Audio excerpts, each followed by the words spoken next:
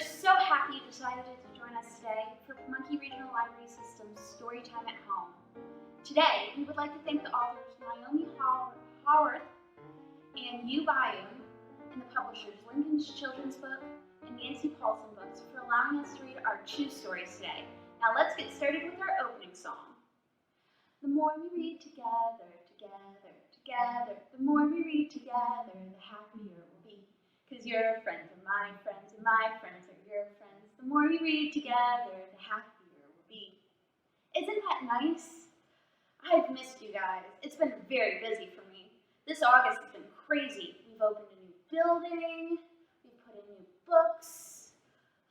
I'm just so exhausted. We should do some stories that will help me go to bed, don't you think? I know. Well, I know our stories, but this outfit won't do.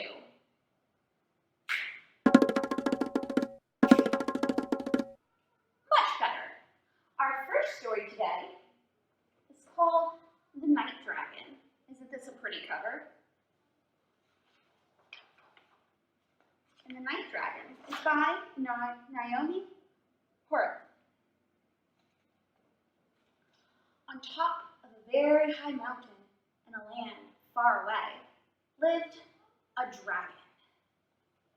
Do you see the dragon? She's really itty bitty right there, isn't she? Her name was Maud. Maud was one of 5 dragons, but she wasn't like the other dragons at all. They were night dragons. Every evening, when the sun was low in the sky, Dilbert, Gar, Brimlad, and Nelda would wake up from a long sleep. They would swoop into the air, breathing huge flames of fire, and fill the sky with great gray sooty clouds. And these clouds covered the sun, darkness would fall, and day would turn to night. But Maud didn't fly, breathe fire, or cast great gray sooty clouds over the land. Poor Maud. She just wants to be like her friends. Why don't you fly, Maud? Snarled Dilbert. She's a weedy wimp. Her wings are too weak, croaked Gar. She's not tough enough to take on the sun, shouted Brimlad. It's best if she doesn't bother, the pretty little thing, cackled Nelda. It must be true, thought Maud. I'll never be a night dragon. Aw, poor Maud. Maud's only friend was Mouse. I wish I could fly and breathe fire and fill the sky with great gray sooty clouds, Maud would say. But you could, Maud, Mouse always squeaked. Don't listen to the others. If you try, you'd see that you can do those things just fine. You don't need to be big, scary brute to be a night dragon. You just need to be yourself. But Maud didn't quite believe him. Aw, poor Maud. I think she can do it. What do you guys think? One afternoon, on the day of Brimlad's 557th birthday, he decided to throw a party. All the dragons were invited, except for Maud. That's not very nice, is it? Maud watched as they ate, drank, and fought until one by one, each dragon fell into deep, unshakable sleep. Wow, look at those sleepy dragons. Also, 557th birthday? That seems really old to me. What do you guys think? As the day drew on, the dragons still didn't wake up. Maud looked out over the land. But something was very different. The sky was completely empty. There were no clouds, and nightfall was nowhere to be seen. But Maud didn't know what to do. What do you think Maud should do? I'm not quite sure. Maybe she could take on the job? But she can't fly or breathe fire or cast great gray sooty clouds. What a conundrum.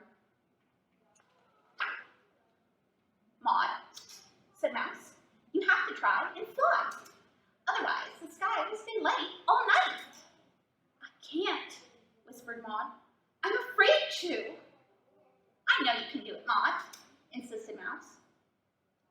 I will come with you, and we can fly together. With Mouse's words in her ear, Maud felt a little bit braver. There was only one thing for it. Think Maud's going to do it? You think she's going to try and fly? I think she is. I think she's brave enough. Maud stepped off the edge of the mountain and began tumbling through the air. Use your wings, Maud, squeaked Mouse. Maud beat her wings as hard as she could, and suddenly the ground grew smaller. She wasn't tumbling anymore. She was soaring. I'm so happy for Maud. I'm so glad she's able to fly.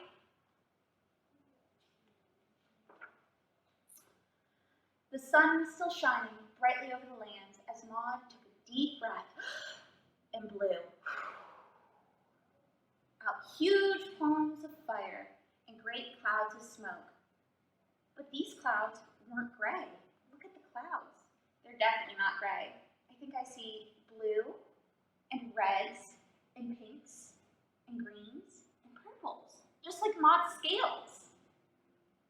They were every color of the rainbow. I'm so happy for Maud, aren't you guys?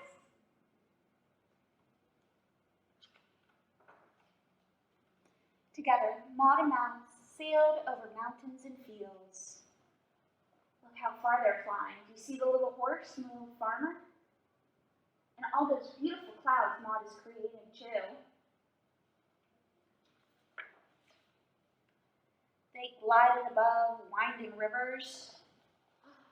Look at the river. Look at the people on the river. I can't believe there's so much to do to try to bring out the night sky, huh?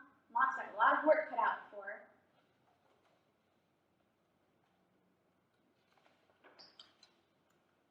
They soared over cities until the whole sky was filled with brilliant hues. Like a sunset, right, guys?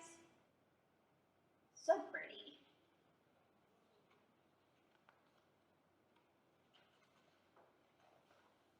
When Maud and Mouse stopped to rest, they watched as the sun sank behind the clouds of color and night began to fall. Thank you for believing in me, Mouse, said Maud. Thank you for the adventures, he squeaked. I'd rather like being a flying mouse. And look how beautiful you have made everything, just by being yourself. Mouse is a good friend, don't you think?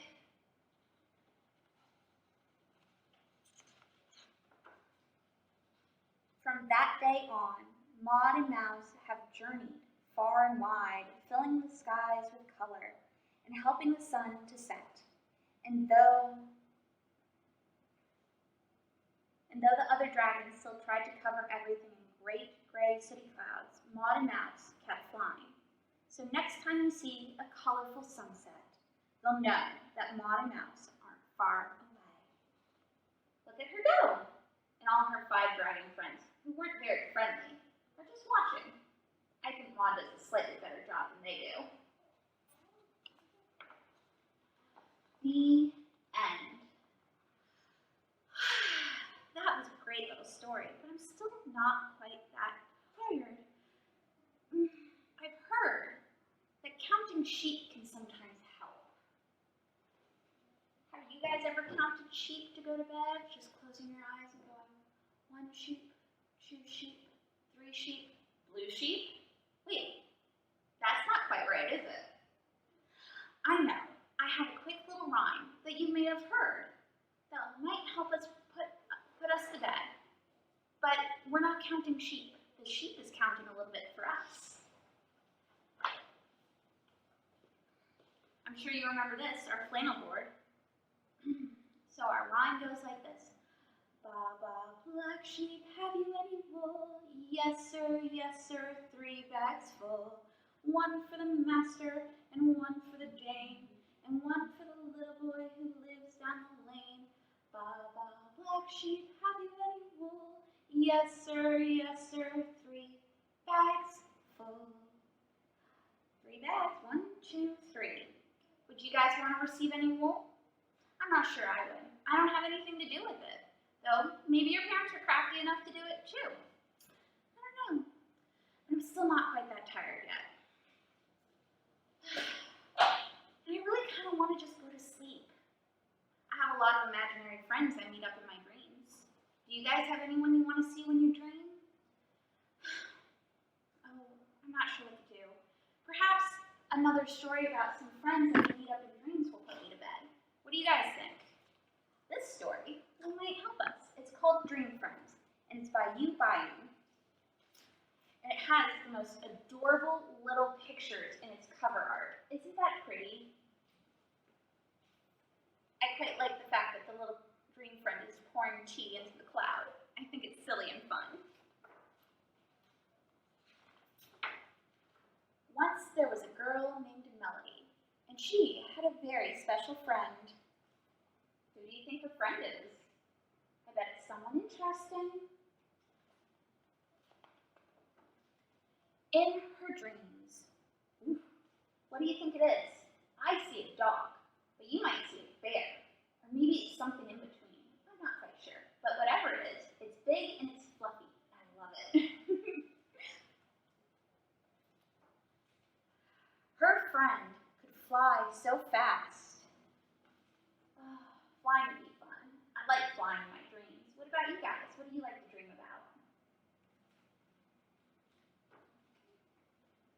He surprised her with lovely things. A pearl, it looks like? A unicorn rocking horses. Stars. Oh, I love stars. I love looking up at stars at night. Don't you guys?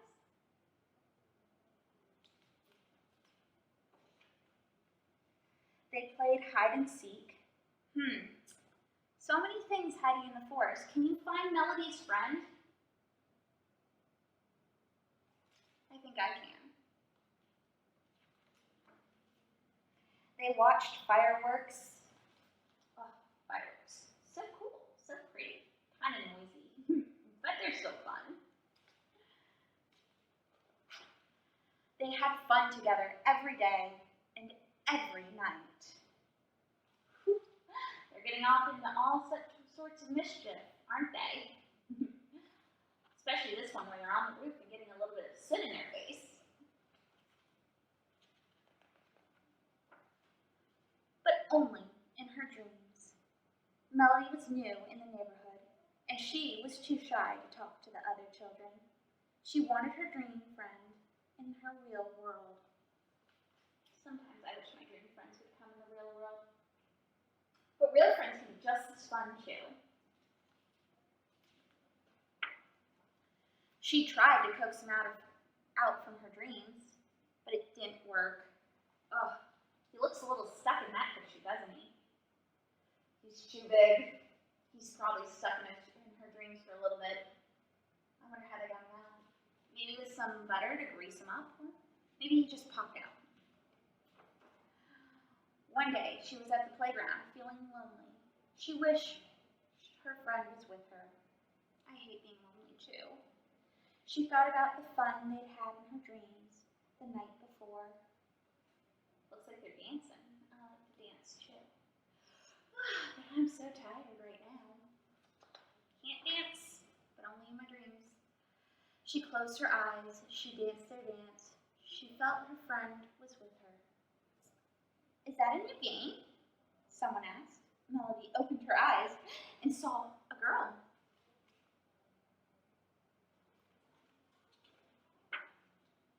Can I play with you? The girl asked. So Melody taught her the dance she learned from her friend. Soon, everyone on the playground was dancing with them. That looks like so much fun. There was no magic like in her dreams, but it was magical.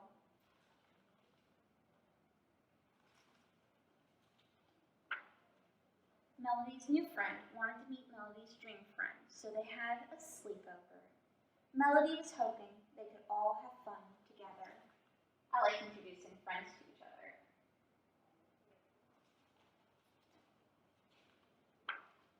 And they did. Oh, I'm glad it had such a happy ending.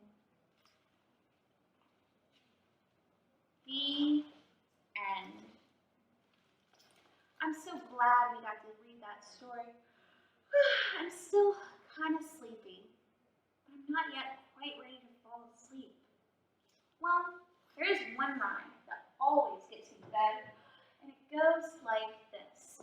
Twinkle, twinkle, little star, how I wonder what you are.